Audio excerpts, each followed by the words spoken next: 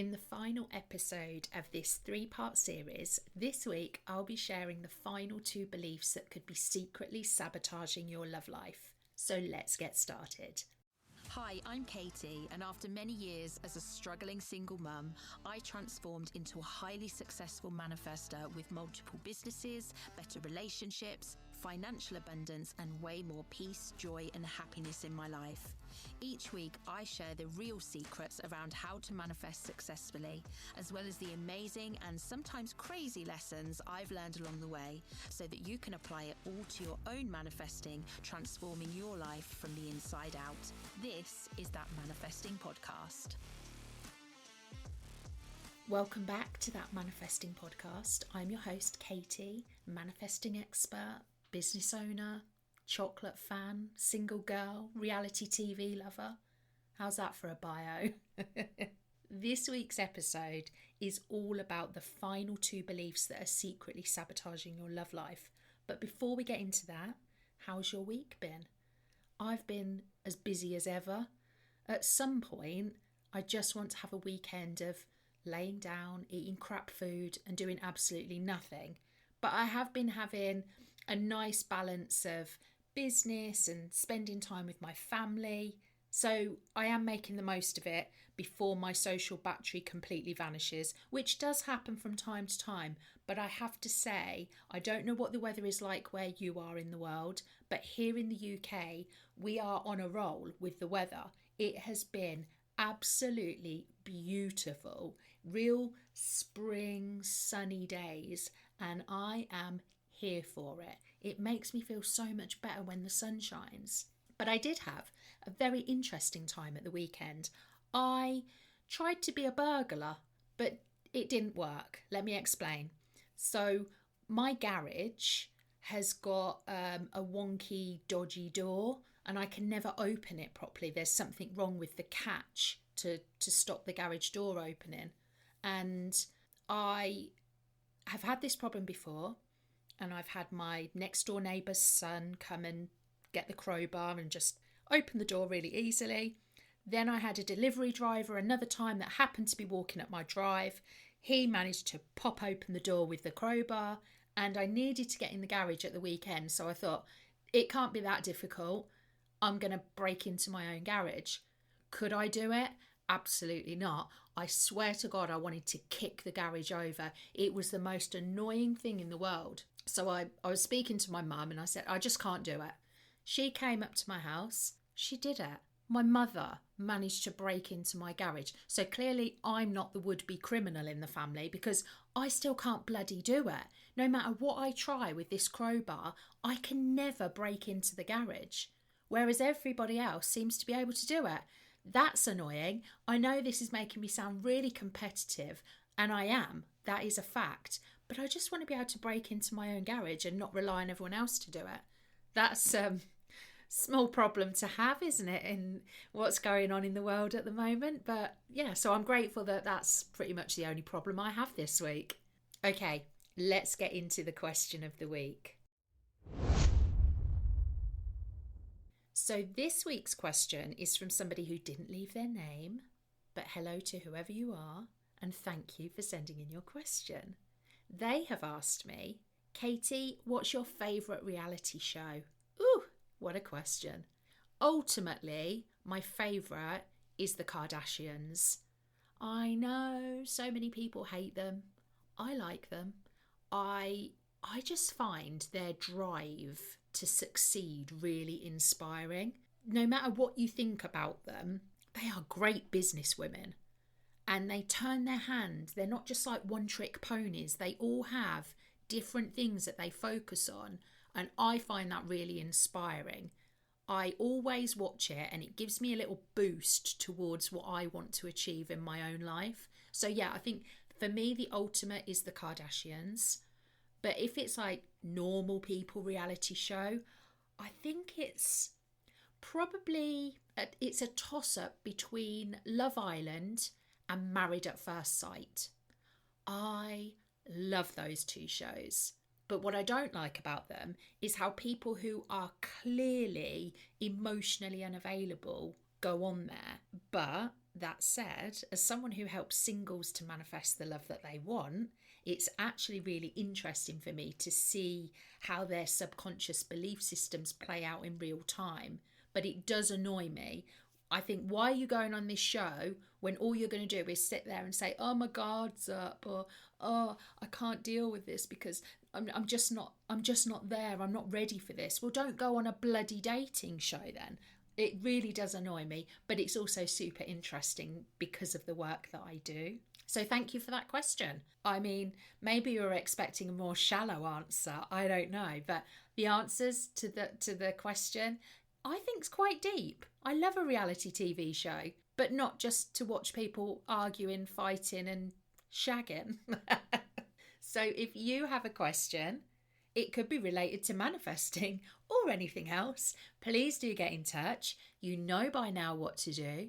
You can text into the show. The link is below. Oh, that was a little rhyme, wasn't it? Poet didn't know it. Or you can DM me on social media. You will find me on all platforms under the name The Manifesting Mindset. Whilst I'm doing this little plug-a-rooney, what I would ask is, if you do listen into the show every single week and you do enjoy it, don't worry about this. Skip this bit if it's not your kind of show. But if you do love the show, please, could you leave me a 5-star review? This is very beggy, I know, but it really does help me find more people. And I want this show to be huge. I want to give Stephen Bartlett a run for his money. I mean, come on, let's do this. If you do like the show, please leave me a review. I'd be so grateful. And yeah, it really does help me find more people who need to hear the sorts of things I have to talk about. Obviously not my dog's foo-foo, as I discussed before. I'm not talking about that stuff. I'm talking about the manifesting stuff, obviously. If you've got a question, get in touch. Or if you enjoy the episode, please leave me a review.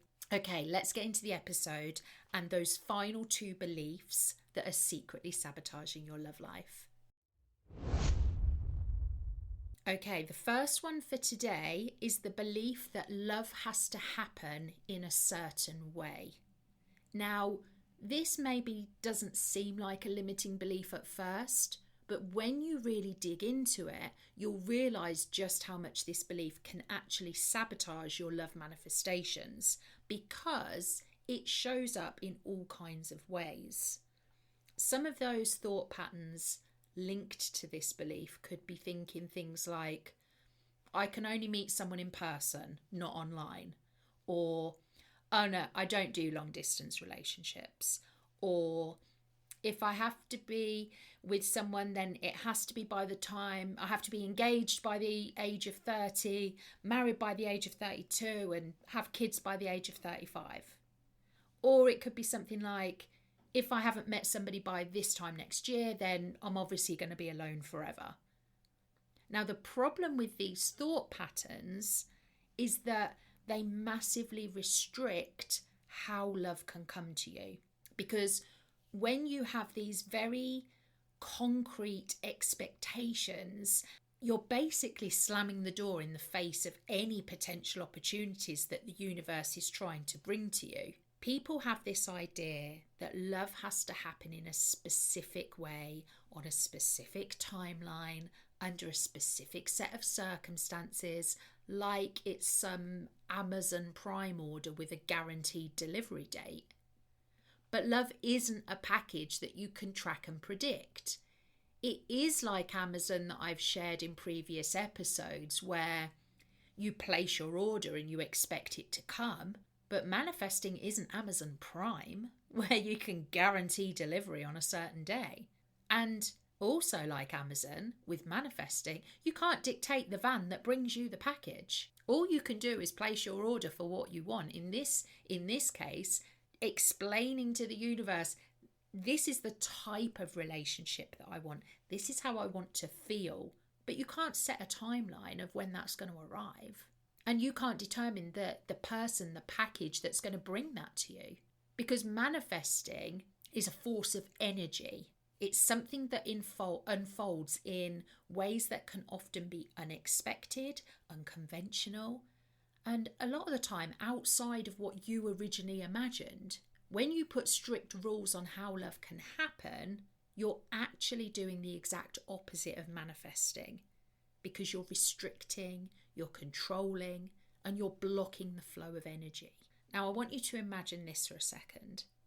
Let's say you refuse to do a long distance relationship. You've decided, no, if someone doesn't live in my town, if they don't live in my city, then it's not happening. And perhaps the universe is like, okay, but your perfect match, the person who would love, support and adore you in ways you've never experienced before, the person who would bring you the healthiest, most fulfilling relationship of your life, yeah, they live 2 hours away right now. What do? Do you say no because it didn't happen exactly how you expected?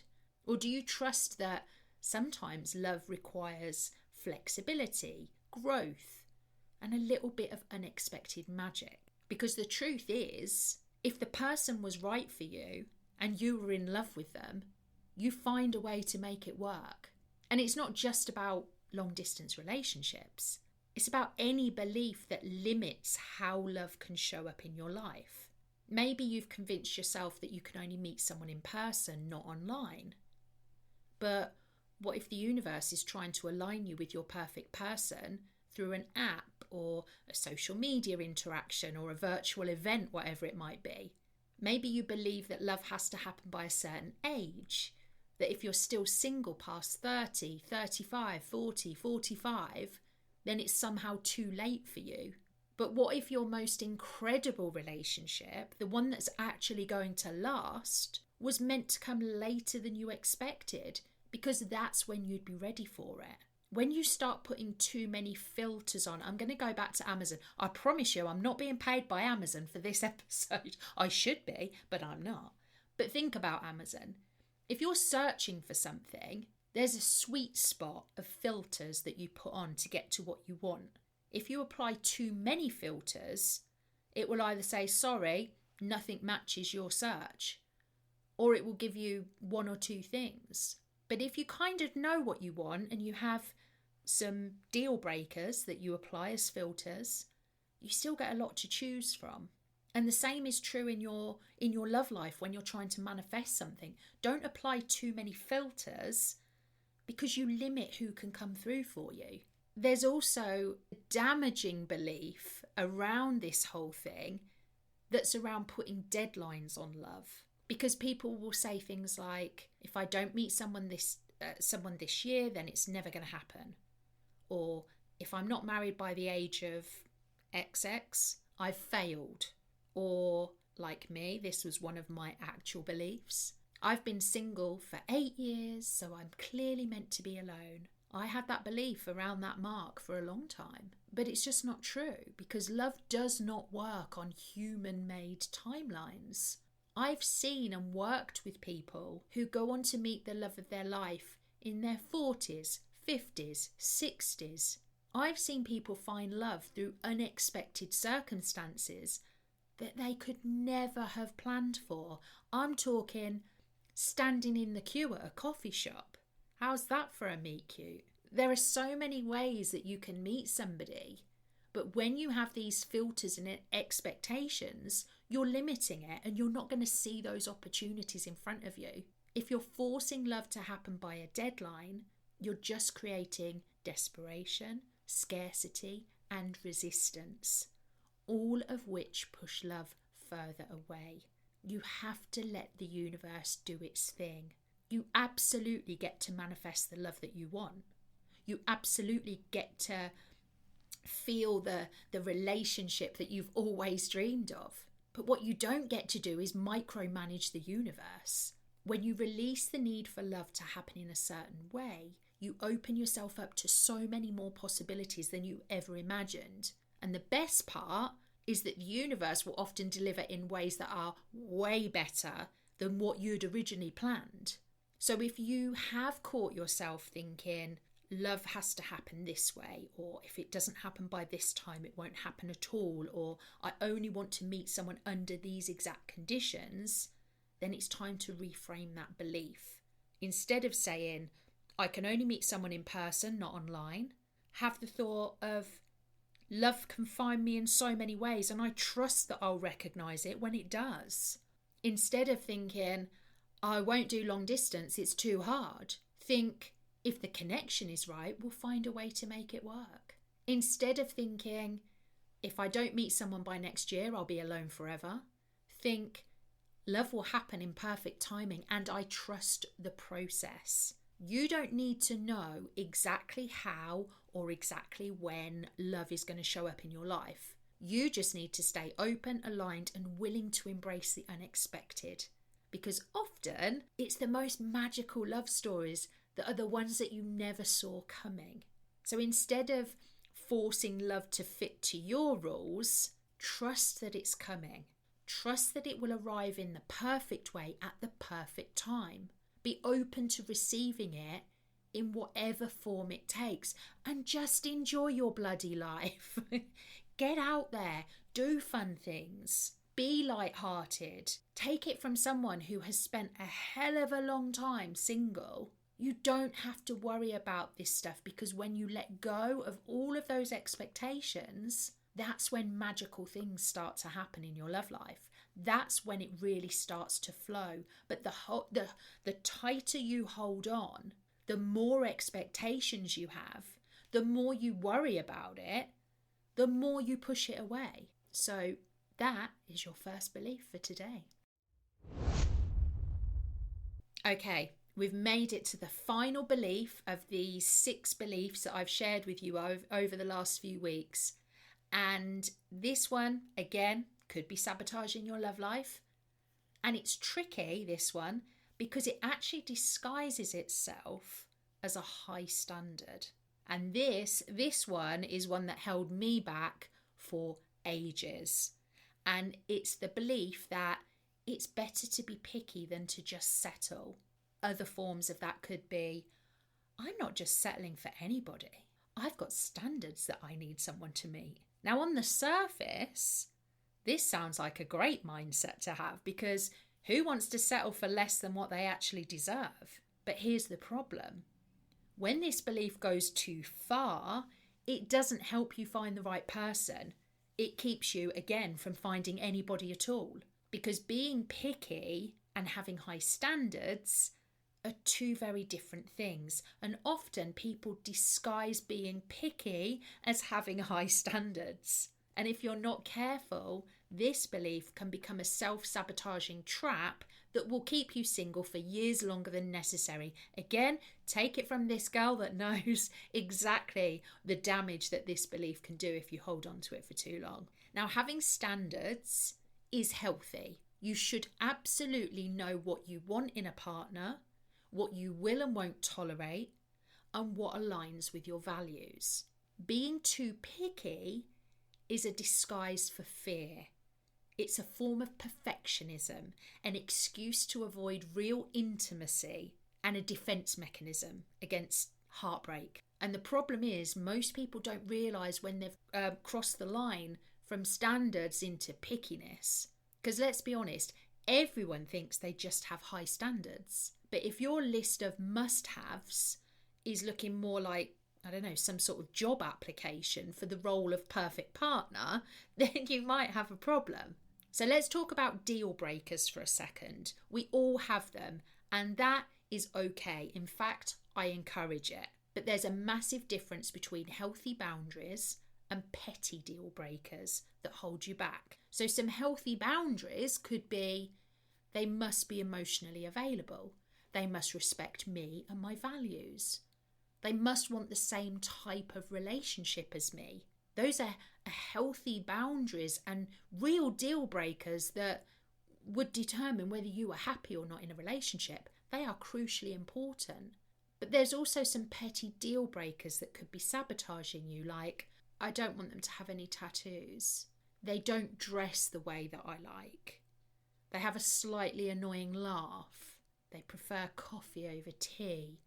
They get up early in the morning and I like to sleep in. You get the idea. Those things have no bearing on the type of relationship that you would have with somebody, but they do keep you safe in not having to put yourself out there, because you can immediately discount somebody because of a petty reason.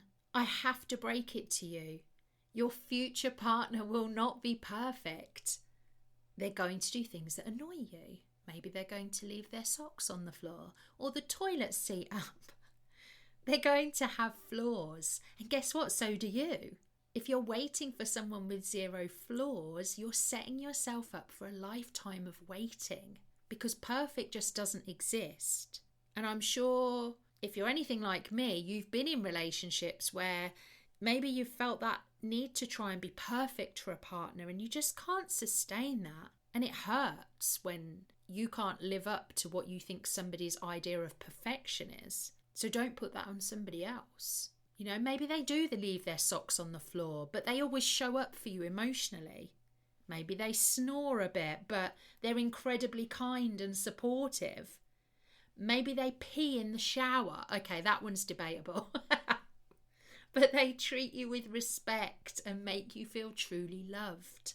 I mean, we've all got annoying habits. I'm not going to share mine because my future husband might be listening.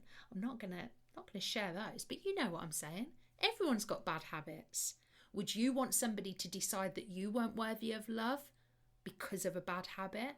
Being too picky isn't actually about high standards. It's about fear. Fear of vulnerability. Because if you keep raising the bar, you never have to risk letting someone in. It's a fear of failure. If no one is ever good enough, then you never have to worry about getting hurt. It's a fear of rejection. If you keep searching for that perfection, you never have to experience the discomfort of opening up. Your subconscious is protecting you by setting impossible standards and making sure that you never get close enough to someone to be hurt. But the problem, that same protection, is also blocking you from love. So if you truly believe that love is rare, it's hard to find, it's nearly impossible to come by, you'll put so much pressure on finding someone perfect because you don't believe there are many chances to find love. But love isn't rare. But your ability to receive it shrinks when you believe that it is. If you think the one is some rare, magical unicorn who must check every single box on your list, you'll always find a reason to reject people. But if you believe that love is abundant, you'll see opportunities where you once saw limitations. And you'll realise that finding someone amazing has nothing to do with perfection. It's about connection, alignment, and growth. So if you have been holding on to the belief that it's better to be picky than settle, if you shift your mindset, you're going to notice a few things. You'll feel lighter when you're dating, because instead of looking out for and seeing every small imperfection as a deal breaker, you'll start focusing on what truly matters. You'll stop chasing perfection. Instead of looking for someone who checks all 100 of your boxes, you'll start looking for someone whose energy aligns with yours. You'll open yourself up to unexpected connections. You could end up meeting someone in a way you'd never imagine, like a dog walk or, I don't know, walking around Tesco. Or you could connect with someone who completely surprises you. Maybe it's someone you've been, I don't know, connected to on social media for years, but you've never spoken to them. And also you'll create space for real love. When you let go of impossible expectations, you make room for that real, fulfilling relationship. So if you have a belief of it's better to be picky than settle, have a new belief of I deserve a great partner, not a perfect one. If you have a belief of if someone has flaws, they're not right for me, have a new belief of every relationship requires acceptance of imperfections and I'm willing to do that. If you have an old belief of love is rare, so I have to find the perfect person, change that to a new belief of love is abundant and I trust I'll find the right match for me. Being picky is not a good thing. Having standards, real standards, absolutely. Knowing your worth, 100%. But if your list of requirements is so long that no one will ever meet them, if you find yourself rejecting people over tiny details instead of seeing the bigger picture, if you're waiting for a flawless person to magically appear, it's time to ask yourself, are you actually holding out for the right person, or are you using pickiness as a way to avoid intimacy? Because true love isn't perfect, it's real, it's messy, and it's beautifully imperfect. When you let go of the idea that love has to look a certain way, you open yourself up to the kind of relationship you've always dreamed of. Not one that's perfect, but it is absolutely perfect for you. So those are your 6 beliefs. We've done them all. We've got to the end. 6 beliefs that could be secretly sabotaging your love life. Now, holding my hands up, I sit here spouting off at you lot, but I think I have. I have. I've fallen prey to every single one of those beliefs that I've covered over the past few weeks. And surprise, surprise, they all sabotage my love life. I want to save you from the same length of time being single as I've had. I've had to learn all this stuff the hard way and over a very long period of time because I'm a stubborn cow that doesn't know when she's beat. But I'm hoping that for you, you get to learn this stuff a lot quicker, a lot easier, so that you don't have to make all the balls ups that I did. So take from these last 3 episodes what you need to. Just have a think about how your beliefs could be secretly sabotaging your love life. Every single one-to-one client that I have ever worked with has had at least one of these 6 beliefs. And once they changed them, it started to impact a positive change in their love life. If you have any reflections, if you have anything you want to share, please text into the show. I can keep you anonymous, but I would love to know how any of these beliefs have landed for you. Do you resonate with any of them? Let me know. I would love, love, love to hear how you found these 6 beliefs. So that's it for today's episode. Thank you so much for joining me. If you've enjoyed listening, I'd be so grateful if you'd subscribe and leave a review because it really does help me to reach more people. I've left some links in the show notes so you can connect with me or you can grab one of my manifesting resources. Until next week, sending you lots of love, light and manifesting vibes.